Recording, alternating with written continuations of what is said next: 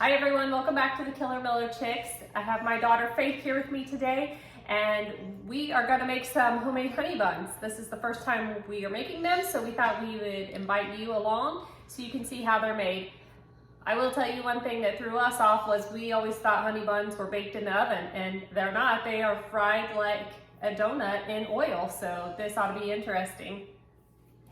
To get us started off, we're going to put 2 1/4 cups of flour into our mixing bowl. Next, we're going to add 1/4 cup of white sugar, 1/2 teaspoon of salt, and then it says to mix this with a dough hook. I think that's just so you don't have extra dishes because I don't see where a dough hook comes in handy here. Many of you might have done this, but we've not done this before. We have to heat this milk up to 110 degrees. It's 2/3 cup of milk, and it says to put it in the microwave for 30 seconds until it's at 110 degrees.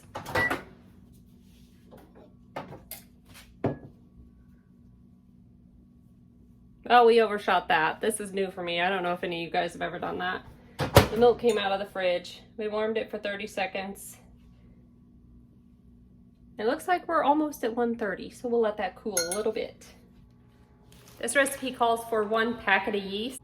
I like to buy the big packet of yeast at Costco and keep it in the freezer. So packet of yeast, Mr. Google Man says, is equal to 2 1/4 teaspoons. So that's what we're going with today, 2 1/4 teaspoons of yeast. That's dry, active yeast. I know we aren't big time bakers, we don't bake a lot, but this recipe has some really interesting stuff to me. So not only did I have to warm up my milk to the exact right degrees, but it said to melt your butter and then let it cool completely before you add it to the recipe.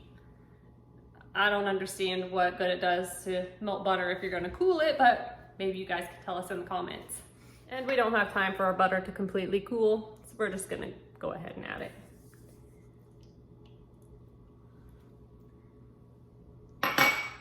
One egg comes next. As you all know, I use my homegrown eggs, and so I crack them in a separate bowl first just to make sure there's nothing funky in them. The last thing we're going to add to this is 2 teaspoons of vanilla. Our vanilla is getting a little low, but I think we probably have almost that exactly.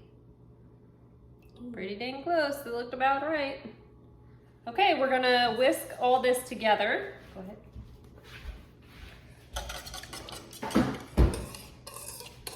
And this is supposed to be added to our 110 degree milk, so let's check the temperature on our milk. Oh, it looks really good. It's cooled off some, so we'll go ahead and add the milk while she whisks it together.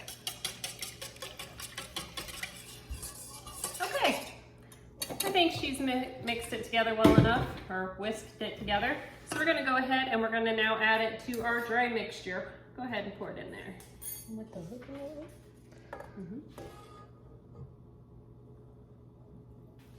We're gonna whisk this mixture for 10 minutes. It says let it knead for 10 minutes.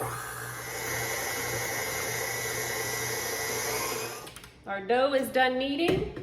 Looks beautiful. I took my bowl and I put some oil in it so it won't stick. Now we're just gonna pull out this dough.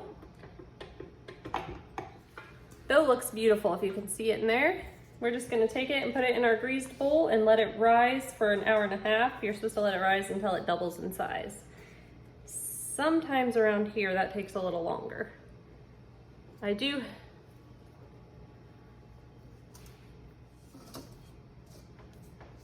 reshaped it so it looks nice. Now we're just gonna cover it with a nice towel. We're gonna cover it with our chicken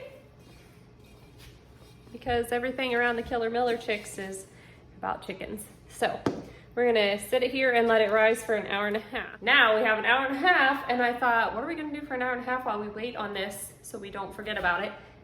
What better thing to do than make cookies? So I found a recipe that is very unique to me, something I had never heard of before, and she of course hasn't tried either because I've never made them. We're gonna make peanut butter oatmeal cookies. Now, if we like those, we might make some more that have chocolate chips in them, because what would be better than peanut butter oatmeal cookies but peanut butter oatmeal chocolate chip? That's getting pretty close to a monster cookie, which is one of my favorite cookies, but let's give these peanut butter oatmeal cookies a shot. So we just preheated our oven to 350, and now we have all our ingredients out to start on these peanut butter oatmeal cookies. Faith's pretty excited. She hadn't heard of these yet. It was a surprise for her. We're gonna start off with 1 cup of butter. This time it's softened, not melted. Next, we're gonna add a cup of peanut butter to it. Now in this house, we only use Jif peanut butter. I don't know if anybody else has a person picky about peanut butter, but if we try to buy a different kind, Shane can always tell. So we have to buy Jif. I don't know how people can tell a difference in peanut butter personally. They all taste the same to me as long as it's creamy versus crunchy. 1 cup of brown sugar, 3/4 cup of white sugar. Now we're gonna mix this. While it's going, we're gonna add 2 large eggs. We had to break out our new vanilla. We like to get this in the Amish community that we go to. Super good vanilla. And 1 teaspoon of vanilla.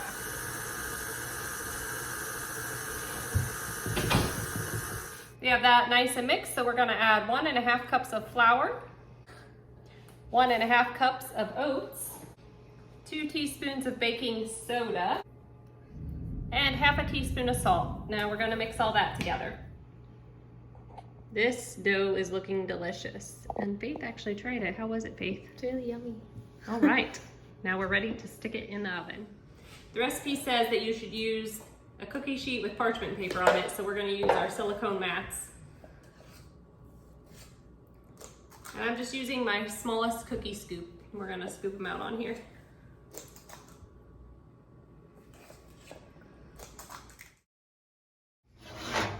"12 minutes and they are perfect."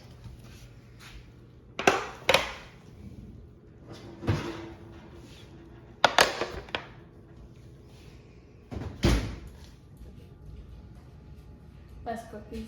I really love them. You love them? Mm-hmm. We're trying the peanut butter oatmeal cookies. What do you think? They're super good. They're chewy like an oatmeal cookie. Have the texture of an oatmeal cookie, like you said. It tastes like the peanut butter. Yeah, but it tastes like peanut butter. You need milk though. 10 out of 10. Chef's kiss. She needs milk. I don't. I need water. I need milk. What do you think, Zan? Good. Good? We'll definitely make these again, and we have a little bit of cookie dough left. I think we're gonna add some chocolate chips too. Okay, so it has actually been 2.5 hours. And we're about doubled in size. We ended up putting it over the warm oven. It's about doubled in size, so we're ready to move on. That was plenty of time to make a batch of cookies, do our dishes. We got all kinds of things done. Notice the change of clothes because it was pouring down rain outside. We had to save some baby chicks that we just got yesterday. So we've floured our surface. Okay, so first thing we're gonna do is punch it down. Go ahead. Okay, and then we're gonna take it out and we have our floured surface we're gonna put it on.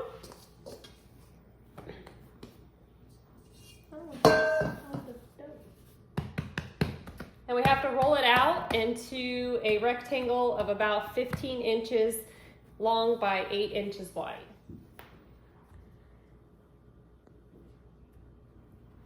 The shape and size we need. So we're gonna take, it's supposed to be cinnamon and sprinkle on it. The only cinnamon we have left is we put cinnamon and sugar together in this little container to use on our cinnamon and sugar bread, or toast, excuse me. So we're just gonna use it and we're just gonna sprinkle it all over. And now we're just gonna roll it up. Kind of honey buns.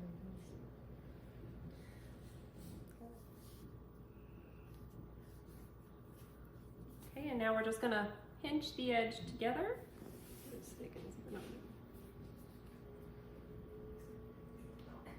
Next, you're supposed to cut it into 1-inch pieces. You're supposed to use like floss or something, but I'm just gonna use a knife and very gently cut it. Maybe.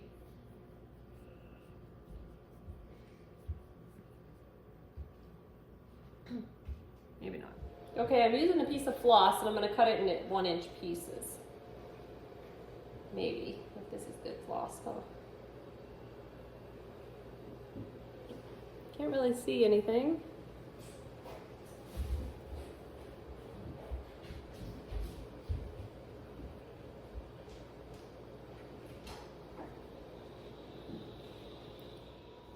If we we'd had just cinnamon and not cinnamon and sugar to put in them, I think they would be prettier. We probably don't have enough cinnamon. It's mostly, since it's such a mixture. Okay, we have them all ready. Now they have to sit and let them rise for another half an hour. And while we do that, we'll get the topping ready. For the topping for our honey buns, we're starting with 3 tablespoons of softened butter, 1 1/4 cups of powdered sugar, 2 tablespoons of milk, 2 tablespoons of honey,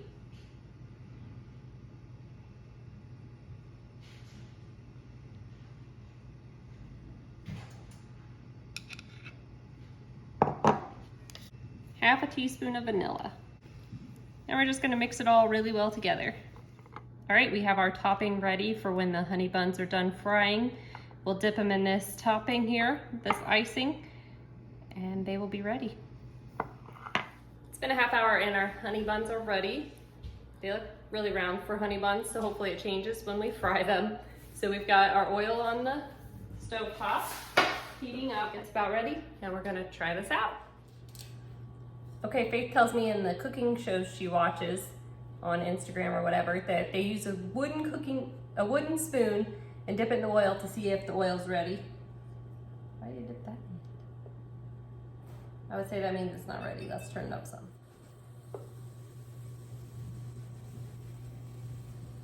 Ready. Oh my God. Okay, if it's ready, we're gonna go ahead. We'll stick one in to begin with. Ooh. Toasty.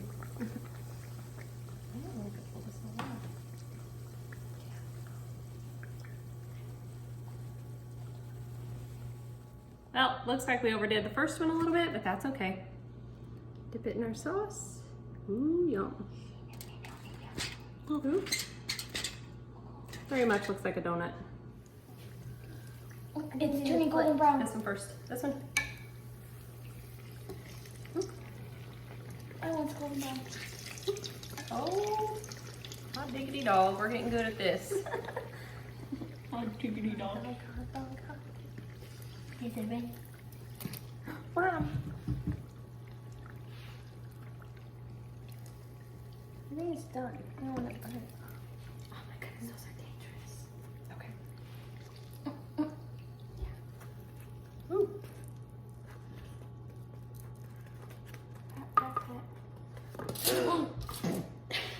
Yep.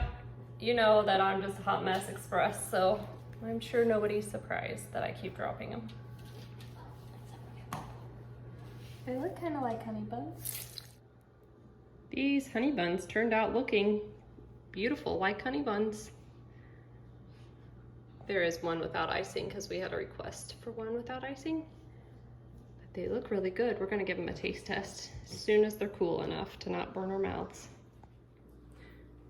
Autumn has the non-icinged one, and Faith and I have one here. We're just gonna take a bite. We're sharing.